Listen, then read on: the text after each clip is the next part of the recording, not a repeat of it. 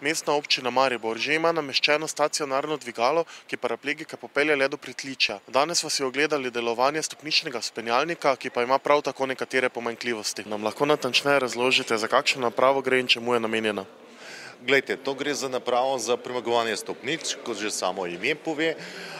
Seveda za osebe hendikepirane, ki so na vozičkih, in te osebe mora nekdo s pomočjo druge osebe spraviti preko teh stopnic.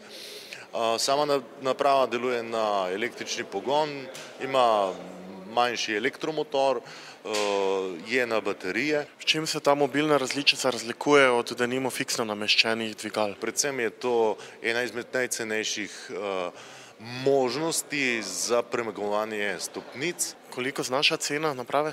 Cena je nekaj čez 4000 evrov. Na Institutu zastopnika pacientovih pravic se srečujete s podobnimi težavami. Kako vi ocenjujete danes predstavljeno rešitev? Ta današnja predstavljena rešitev se mi zdi ena od možnih variant, kako olajšati dostop pacientom invalidom, ki se želijo recimo pozanimati s kakšnim konkretnim vprašanjem. Sami ste preizkusili stopnični vzpenjalnik, kako ste zadovoljni z rešitvijo?